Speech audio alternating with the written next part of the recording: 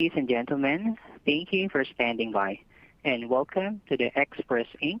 Q4 2020 earnings call. At this time, all participants are in listen-only mode. After the speaker's presentation, there will be a question-and-answer session. To ask a question during the session, you will need to press star 1 on your telephone keypad.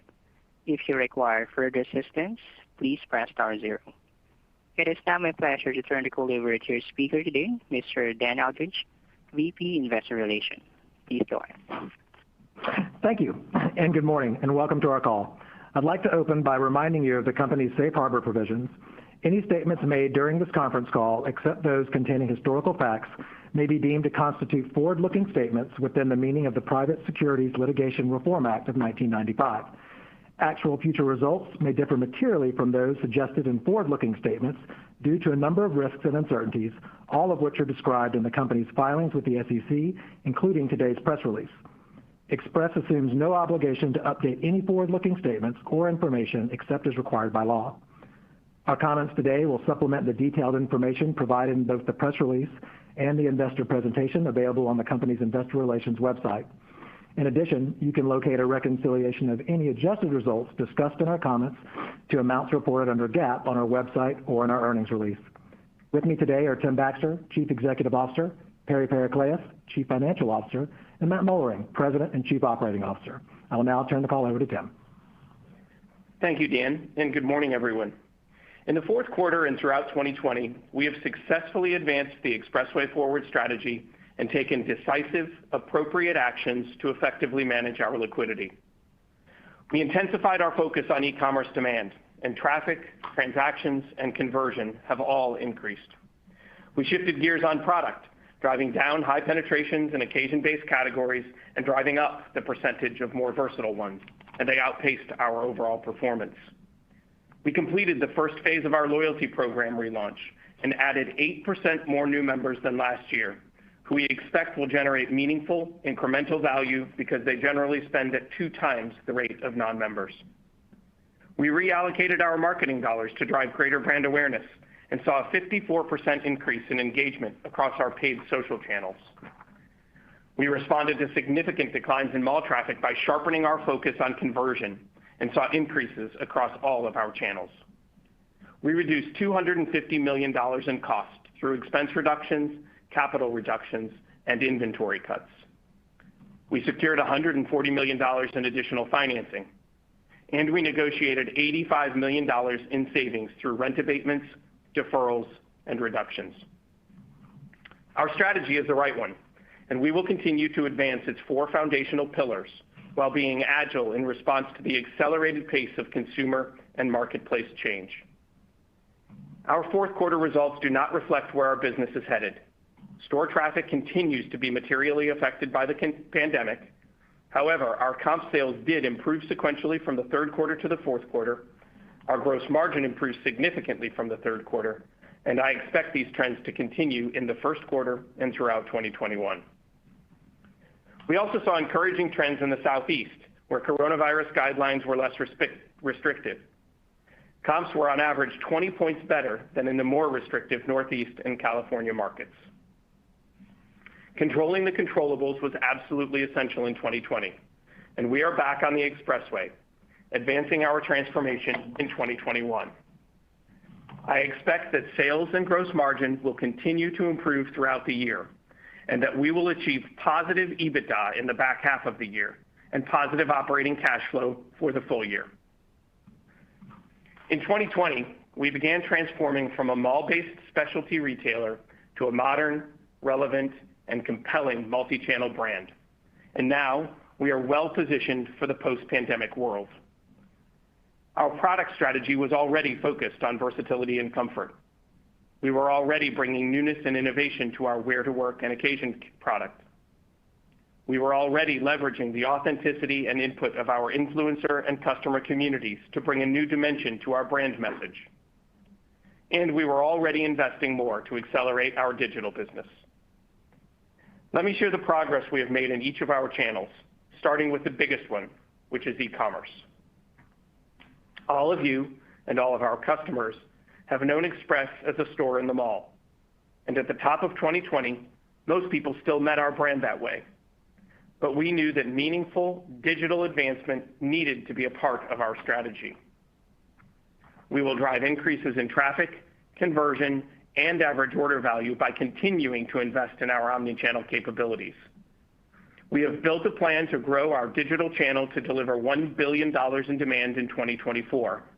The plan is based on our 4 foundational pillars of product, brand, customer, and execution. Moving forward, we will optimize our product assortment through product extensions and expansions and robust growth of our marketplace business with the addition of new categories such as active, swimwear, and intimates. We will foster brand preference, loyalty, and advocacy through greater personalization, such as real-time product recommendations and a new buildable wardrobe feature. We will drive customer acquisition and retention through enhanced service offerings, such as our Digital Stylist program. We will enhance and streamline the checkout process, improve search and navigation functionality, and apply features we launched with our site replatform to our mobile app experience. We will generate sales through our social media channels and take our customer co-creation to the next level by building a more expansive and involved Express community where all who participate have the opportunity to create confidence and inspire self-expression. With strong digital and multi-channel thinking already a part of our future strategy, we brought forward into 2020 many of the enhancements that we had planned for further down the road because the pandemic made driving greater conversion online mission critical. We accelerated and enhanced buy online pickup in store, ship from store, curbside pickup, product detail pages, and user-generated content, all of which resulted in consistent increases in digital traffic, transactions, and conversion. To provide order of magnitude perspective, digital sales now represent over 50% of our total retail business. However, revenue did not keep pace with transactions as customers shifted to categories that drove lower average order values.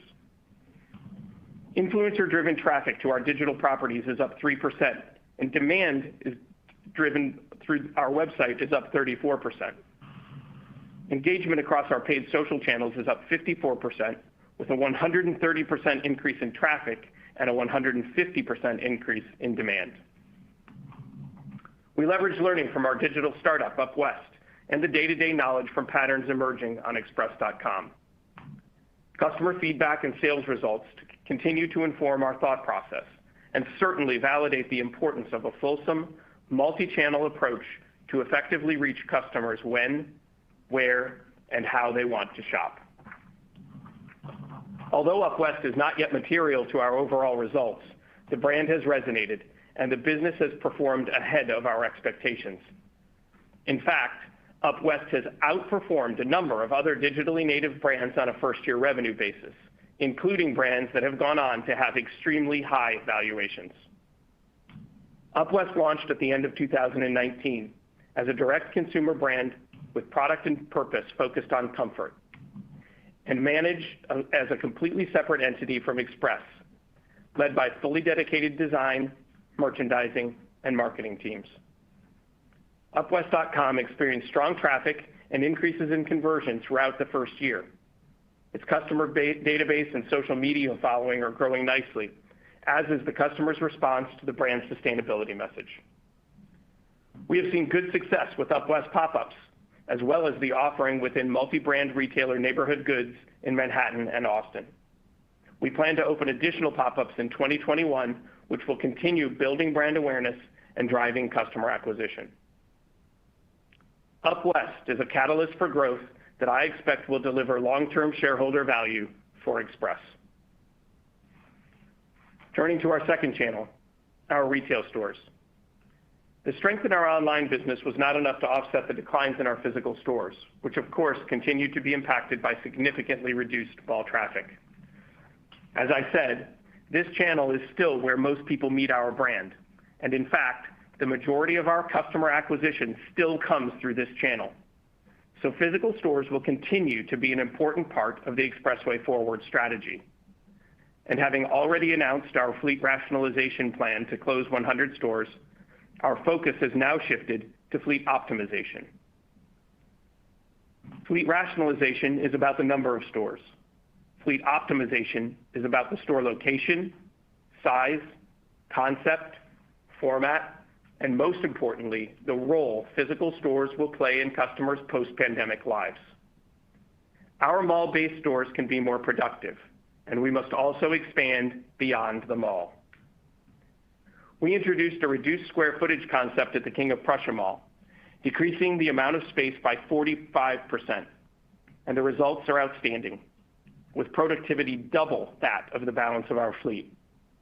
This has been, and will continue to be, an important testing ground for us to determine the optimal size of our mall-based stores. And we will be able to act on that learning because we have tremendous flexibility, with approximately 2/3 of our leases actionable over the next 3 years. We also see an opportunity to diversify our fleet, which is today, predominantly mall-based. So we opened 2 Express Edit concept stores, one in Columbus and another in Nashville. These are street locations with strong foot traffic. These stores have a smaller footprint at 1,400 to 4,000 square feet and a product mix curated to reflect local styles and trends within a particular market and even neighborhood.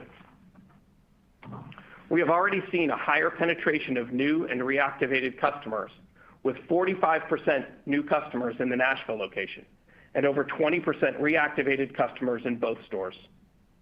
We plan to add 8 more Express Edit concept stores in 2021, which are short-term leases to allow us maximum flexibility as we learn about this new format. Our outlet channel outperformed our retail stores in the fourth quarter and the full year, and that was before the product reflected the Express Edit design philosophy.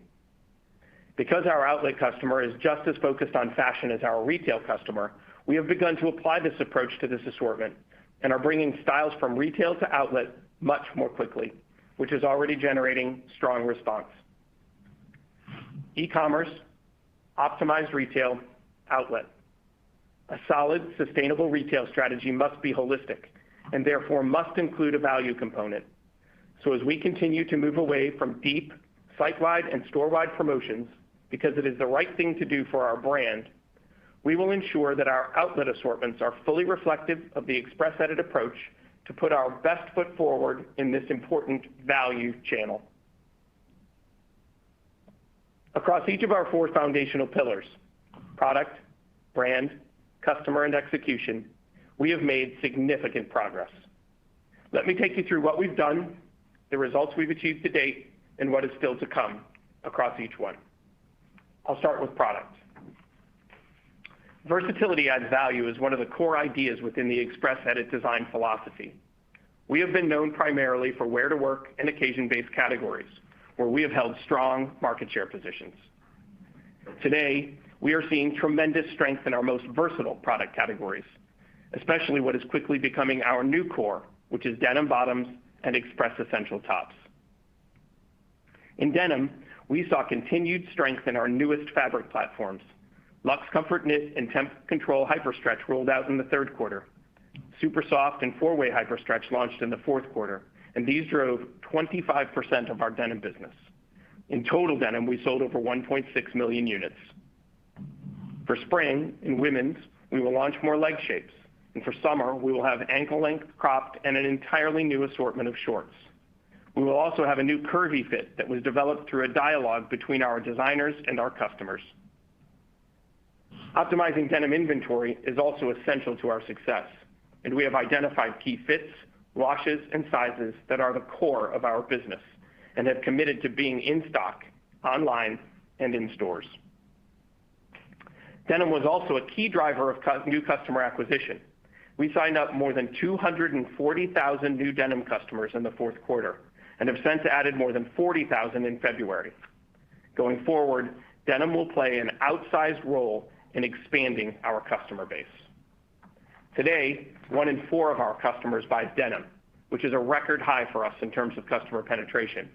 And our denim customer is among our most valuable, spending generally 3 times more with a 22% higher spend per transaction compared to a non-denim customer.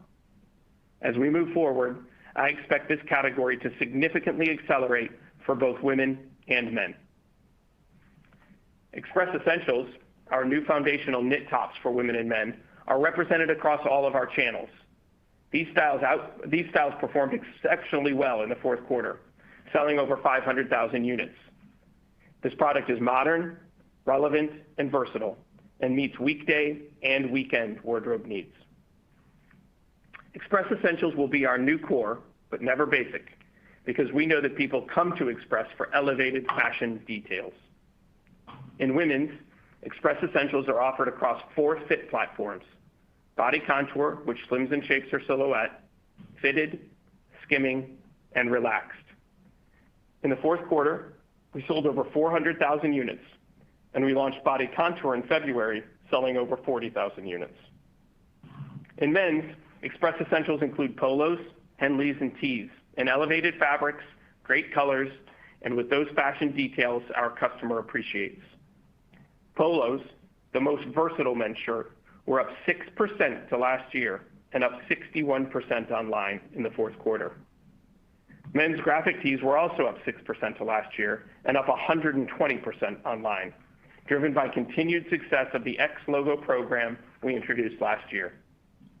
Going forward, we see significant upside in our Express Essentials knit business and plan to deliver over $125 million in sales this year, which speaks to the relevance and appeal of this offering.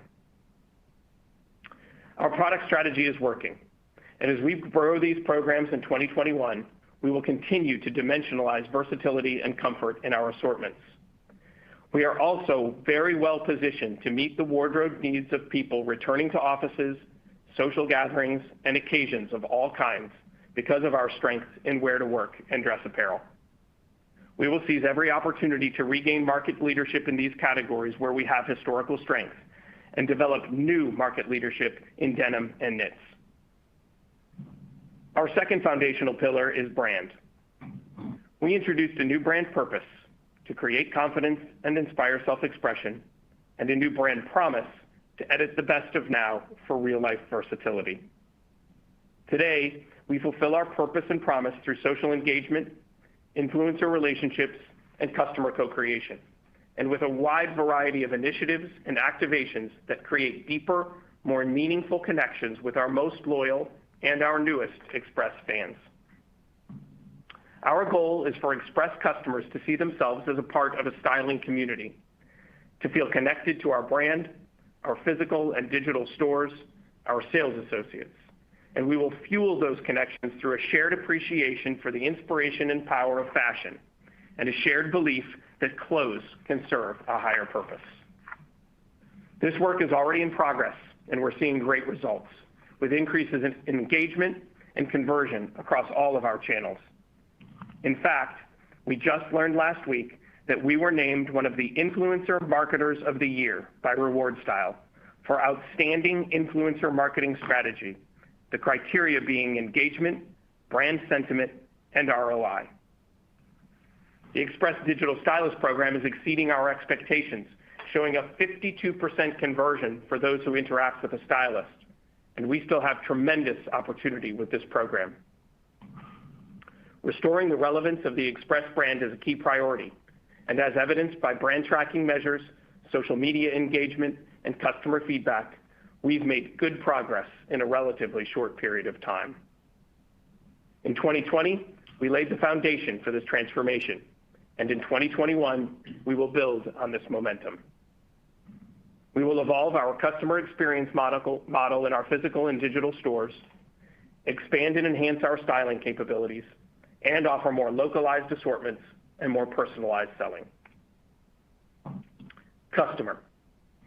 We remain focused on engaging existing customers and acquiring new ones. So in 2020, we refined our approach to identifying and connecting with customers, sharpened our digital spend, and drove greater personalization of messages through owned and paid media channels. The Express Insider Loyalty Program is one of the most impactful ways we acquire and engage customers. So we developed a more compelling customer value proposition and enhanced and rebranded the experience. This led to a fourth quarter increase in loyalty signups of 8% over the prior year, despite significantly reduced store traffic. We have also seen a 3% higher spend per new customer versus last year, driven by a 4% increase in visits and a 3% increase in units per transaction, despite the decline in sales of higher ticket, wear-to-work, and occasion-based product. Our Express Insider members have tremendous lifetime value. They spend on average 2 times more than non-members annually, their retention rate is 7 times greater, and new members are nearly 2 times more likely to make a second visit within the first 90 days. In a few weeks, we will enter the next phase of our relaunch, which includes new participation tiers, new benefits, a digital wallet feature, and an easier way for customers to earn, track, and redeem their benefits. And we will also reissue the Express Private Label credit card, which should drive incremental sales through additional trips and improved retention. Over the last year, we have not only increased our engagement with customers, but we have done so in new and creative ways. We began a dialogue with our top loyalty members to understand their wardrobe needs and style preferences, which led to our first ever Express Designer and Express Customer co-created product capsule in the fourth quarter, our Live in Luxe holiday assortment. This was one of our fastest selling collections for the quarter, moving over 230,000 units and attracting over 50,000 new customers. Our second customer co-creation focused on men's and women's denim. It was launched in February, and we've seen great success, selling over 40,000 units in February alone. And our final pillar, execution, which is both a through line across product, brand, and customer, and the evolution of our operating model as a result of more streamlined and disciplined systems and processes. Conversion is a key component of execution, and we have successfully driven increases across all of our channels. In stores, this was driven by a new customer experience model, new associate training programs, and a continued focus on loyalty signups. Higher conversion will also help us improve our inventory position, which is up 20% versus last year's levels, but is down 1% compared to 2018. And while the level is higher than we planned, a large portion of this inventory is in core, seasonless product with low markdown risk, and we are managing through the balance of the inventory appropriately and delivering significantly improved margins on our clearance. I expect our inventory will be more aligned with our sales trend as we move into the back half of the year and business continues to recover. One of the most important aspects of execution in 2020 was effectively managing our liquidity. We finalized discussions with nearly all of our landlords, negotiating a total of $85 million in abatements, deferrals, and future rent reductions. And we reduced expenses in the fourth quarter by $35 million.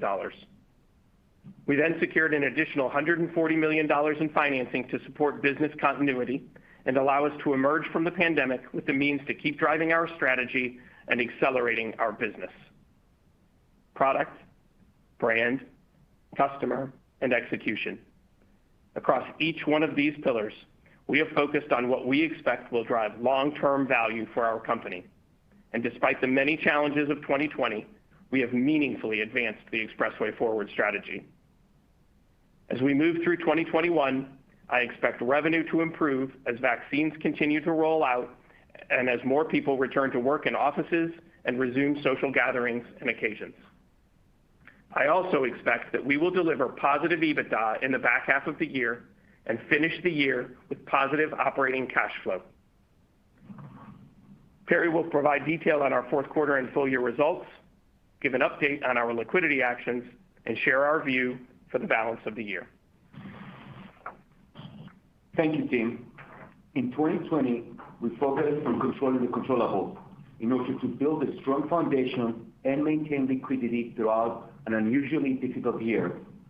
As Tim just said, we finalized negotiations with the majority of our landlords and negotiated $85 million in rent abatements, deferral, and future rent reductions.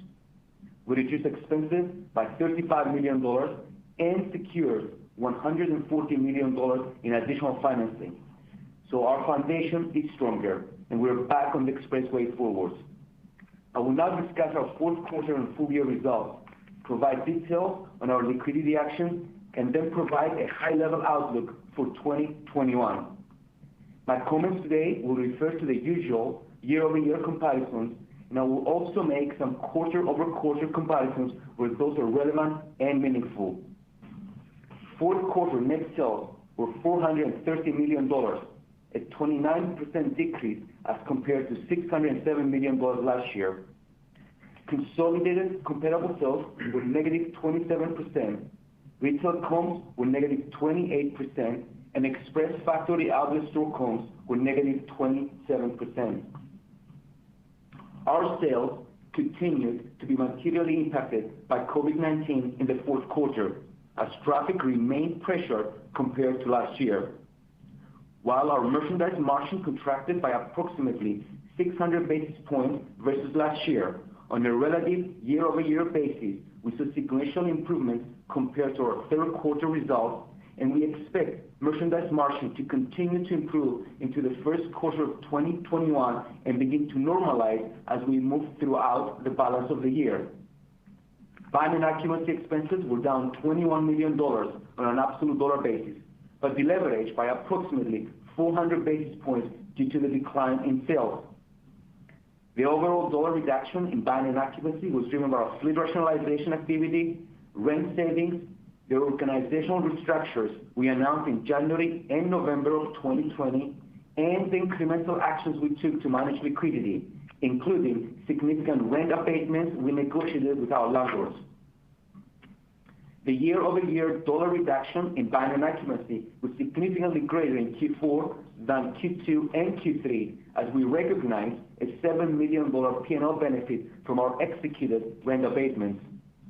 It should be noted that buying and occupancy was negatively impacted by a $4.5 million non-cash impairment charge related to certain stores and store assets.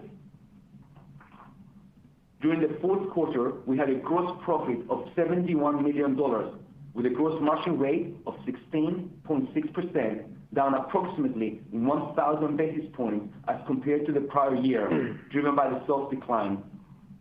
However, compared to the third quarter, our gross margin rate improved on an absolute basis and also on a relative year-over-year basis due to higher total sales, the aforementioned improvement in merchandise margin, and our improved buying and occupancy rate. We expect gross margin rate to continue to improve in 2021 through sales improvements, markdown management, and expense leverage.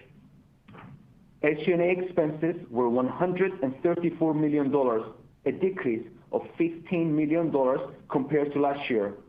Similar to the buying and occupancy reduction, the reductions in SG&A expenses were driven by fleet rationalization, the previously announced cost reductions associated with our corporate restructuring, and the actions we took as part of our COVID-19 savings. As a percentage of sales, SG&A came in at 31.1%, deleveraging approximately 700 basis points as a result of the significant decline in sales. On a GAAP basis, our operating loss was $63 million as compared to last year's operating loss of $190 million. The loss from the prior year includes approximately $205 million in non-core operating expenses. Excluding the impact of the previously mentioned non-cash impairment charges, our adjusted operating loss for the fourth quarter was $58 million as compared to last year's adjusted operating income of $17 million.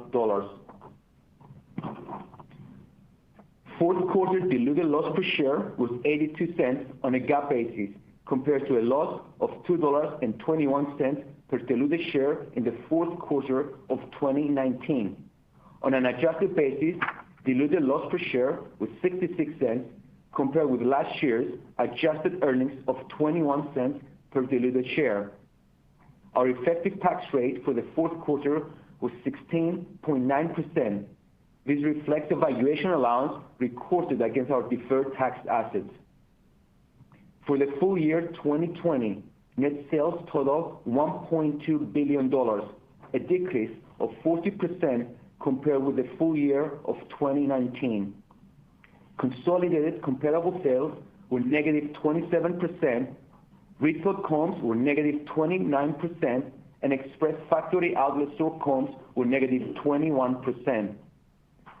For the full year 2020, loss per share was $6.27 on a GAAP basis, which compares with a loss per share of $2.49 in 2019.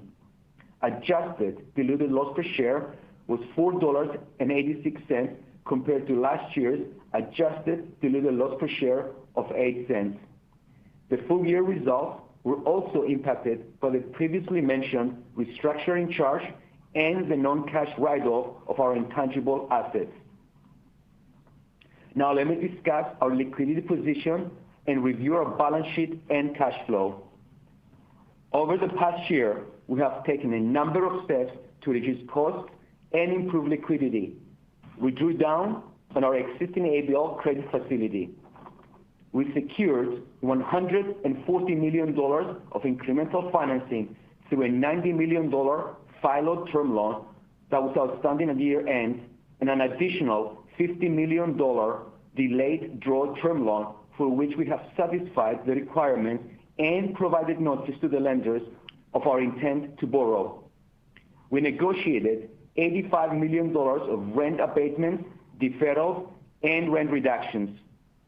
We reduced $250 million of costs through expense reductions, capital reductions, and inventory cuts. And we expect the CARES Act benefit of approximately $120 million, of which $95 million is expected at the end of the second quarter. As a result of these actions, our cash position at the end of the fourth quarter was $56 million, and our long-term borrowings were $196 million, of which $106 million is drawn on our $250 million ABL, and the remaining $90 million is from the new FILO term loan. Inventories at year-end were $264 million, a 20% increase as compared to last year's $220 million. As a reminder, we ended 2019 with inventory down 18% versus 2018 after making considerable efforts to optimize our inventory levels and composition. Therefore, on a 2-year basis, our inventory is down 1%. Additionally, almost 40% of our assortment consisted of wear-to-work and occasion-based categories, which were disproportionately impacted by the pandemic. However, the majority of this inventory is what we consider core items with low markdown risk, and as we move through the year, we expect our inventory to be more in line with our sales expectations. Moving on to our high-level outlook, our assumptions are dependent upon the duration and intensity of the pandemic. We expect the following for the full year of 2021. Sequential comp sales improvement throughout the year. Significant gross margin improvement for the year. Buying and occupancy expense dollars to decrease double digits as a percent to 2019. SG&A expense dollars to decrease high single digits as a percent to 2019. Positive EBITDA for the second half of the year. Positive operating cash flow for the year, including the receipt of our CARES Act refund, and capital expenditures of approximately $35 million. In addition, we're monitoring and managing potential headwinds. From an inventory standpoint, we're tracking port delays and freight cost increases due to the pandemic. We have adjusted our floor set timing to ensure the express edit is appropriately reflected. And while the freight increases could have an impact on our gross margin in the back half of the year, we're working with vendors and our supply chain to mitigate part of these increases. We continue to review potential tariff increases, and while there is no expected impact at this time, the flexibility of the vendor base allows us to adjust countries and factories if necessary.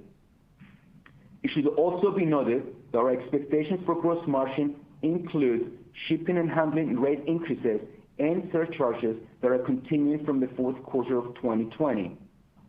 And finally, our store labor costs continue to be affected by state minimum wage increases. We're actively managing our store labor model to balance these costs with our desired level of customer engagement and our vision for the customer experience. Turning to real estate, we expect to close an additional 25 stores. This will bring our overall closures to 93 since the beginning of 2019. We expect to open 1 new Express Factory Outlet location, 9 Express Edit concept stores, and 4 UpWest pop-up stores during 2021. As a result, we expect to end the year with 559 stores, 339 retail stores, 10 Express Edit concept stores, 206 outlets, and 4 UpWest pop-up stores. In summary, based on the actions we have already taken and will continue to take to offset the impact of the pandemic, as well as the relative strength of our e-commerce business and the continued strong response to our fashion receipts, we're well positioned for improved results going forward and to achieve our long-term goal of a mid-single-digit operating margin. We look forward to updating you on our progress, and I will now turn the call back to Tim. Thanks, Perry. When I think about what will most sharply distinguish 2021 from 2020, I return to that framed quote on my desk, that the word crisis, when written in Chinese, consists of 2 characters, one for danger and the other for opportunity. Everything that we accomplished in 2020, from operational improvements and the streamlining of our store fleet, to the reinvention of our product and the repositioning of our brand, from the reduction in our cost base to the bolstering of our finances, are the reasons that we were able to mitigate the dangers of the pandemic. In the face of exceptionally difficult circumstances, we continued to advance with clarity and purpose. We built a solid foundation, advanced the Expressway Forward strategy, deepened our engagement with our community, and made investments in our e-commerce business. I expect us to return to positive EBITDA in the back half of this year, and we are well positioned to seize every opportunity in 2021. Thank you for your interest in Express, and we'll take your questions. As a reminder, to ask a question, please press star, then the number 1 on your telephone keypad. Again, that's star 1 to ask a question. Please stand by while we compile the Q&A roster. Your first question comes from Susan Anderson from B. Riley Securities. Your line's open. Hi, good morning. Thanks for taking my question. I'm curious just if there's any thoughts on the consumer coming back to fashion yet, or is it still really heavily trended more towards casual and loungewear? And I guess within that fashion component, any trends yet of consumers coming back to workwear? And then also I'm curious, are you seeing any differences in performance by geography, maybe from the south to north, where things may be more open already in the south? Thanks. Hey, good morning, Susan. I'll start with the latter part of your question. Yes, we are seeing differences by geography. In fact, the Southeast performed at about 20 points better than the Northeast and California.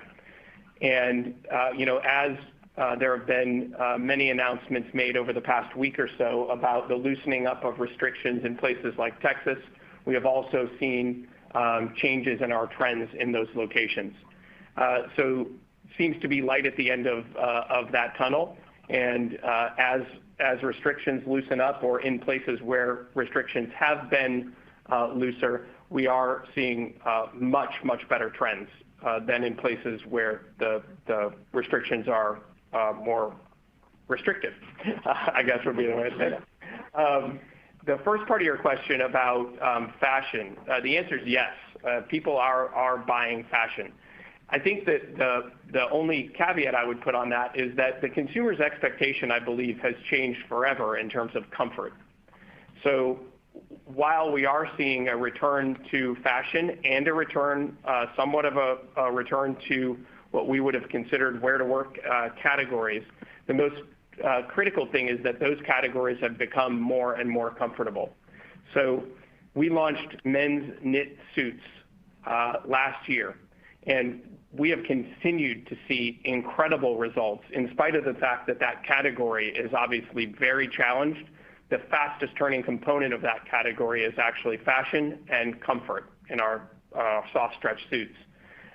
In women's, for example, we've introduced an entirely new range of modular suiting, much of which is knit, including tailored looking bottoms that are actually just as stretchy and just as comfortable as your favorite sweatpants.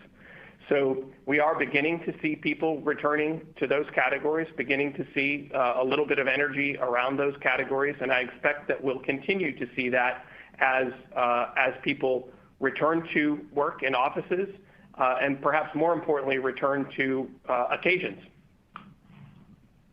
Great. That's really helpful. That sounds positive. And then maybe if I can just add a follow-up on the store closures. I think you're looking to close 20 retail stores, 5 outlets. And then you have the smaller Express Edit store, which you're testing. I guess any thoughts on moving some of those other stores down to the smaller format? And I guess how quickly could you do that if this Express Edit store comes back with positive results? And then maybe also if you could talk about the cost to relocate or redo a store.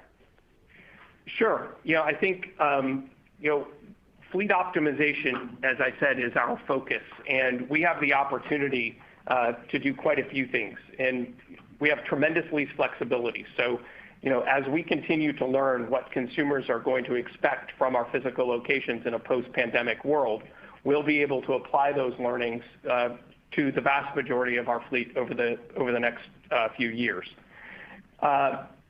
I talked a little bit about the King of Prussia store, and that was a test.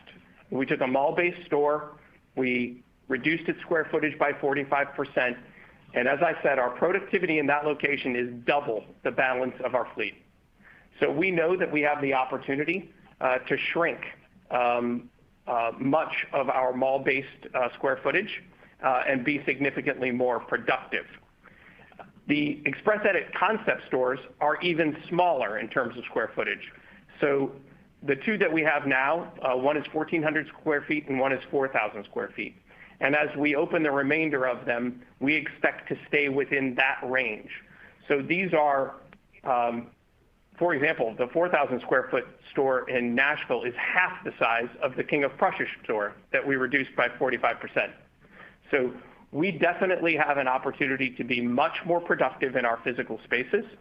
We have the flexibility in our leases to affect our mall-based fleet appropriately over the next few years. And as we continue to learn what these street-side, smaller Express Edit locations could do, we actually have the opportunity to potentially expand that fleet. Great. That sounds positive. And then if I could add in there, the new Up West stores, I'm just curious what the response has been from the consumer and how are you marketing that new concept to the consumer to let her know that it's out there? Yeah, Up West has, as I said, operated as its own entity. And so it truly is operating out of a separate space here in Columbus as a digital startup. As a part of their strategy, like many digital brands, they recognize that one of the greatest ways to drive brand awareness and acquire new customers was in physical locations. So they have executed several pop-ups in 2020, and as we said, expect to execute quite a few more in 2021. The purpose of those stores really is customer acquisition and brand awareness. So they are short-term leases, but we'll also continue to see what the customer's appetite and is for that product in a physical space. So that may become a permanent part of the strategy, likely will become a permanent part of the strategy, but Up West is a digitally native brand, and we intend to keep it minimally, even our longer-term plans have it at 75% digital demand. So very, very excited about the results and very excited about the future there.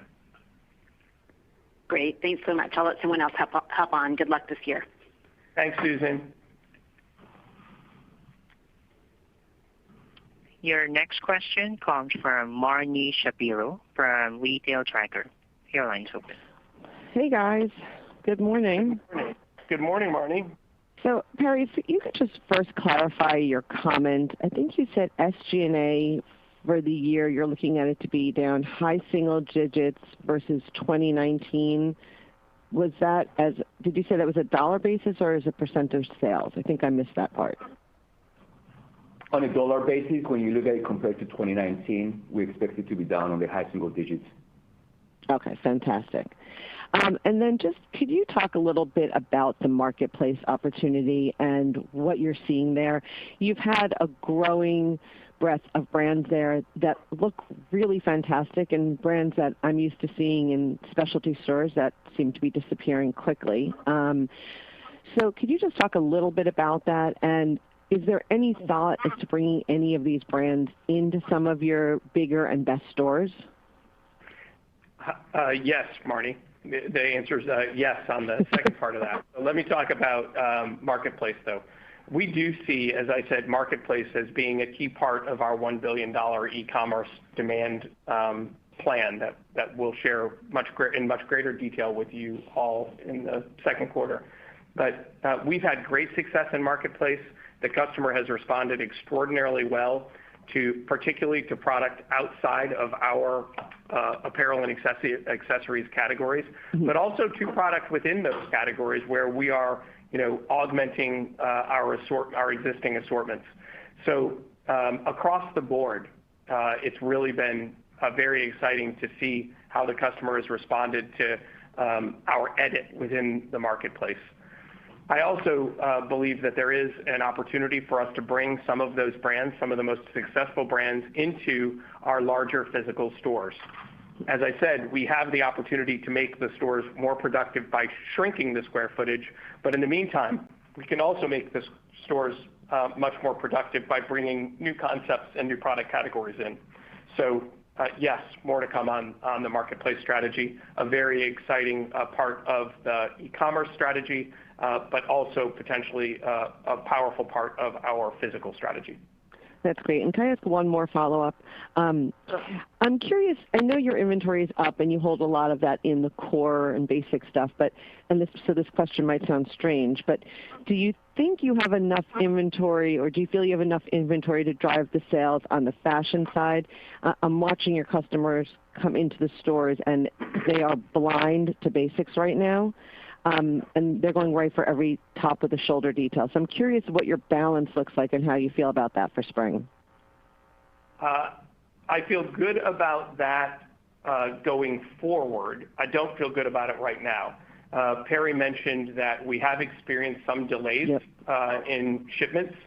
And so our first spring deliveries have been delayed. And so we have not executed our March product launch yet. We are executing that next week, which is 2 weeks later than a year ago and 3 weeks later than 2019. So the percentage of our inventory right now that's in new, fresh spring fashion product is lower than I'd like it to be, but that will correct itself over the next couple of weeks. And we agree with you. The response to our fashion product has been outstanding, and the core pieces of the business have been more challenged. But actually, our body contour, which we just launched in February, which is a part of Express Essentials, which is core, but it's fashion core, it's been explosive.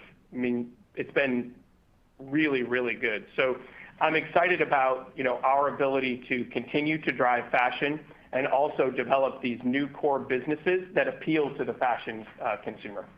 That's fantastic. Well, the fashion is looking good. I'm excited to see the new set. Good luck, you guys.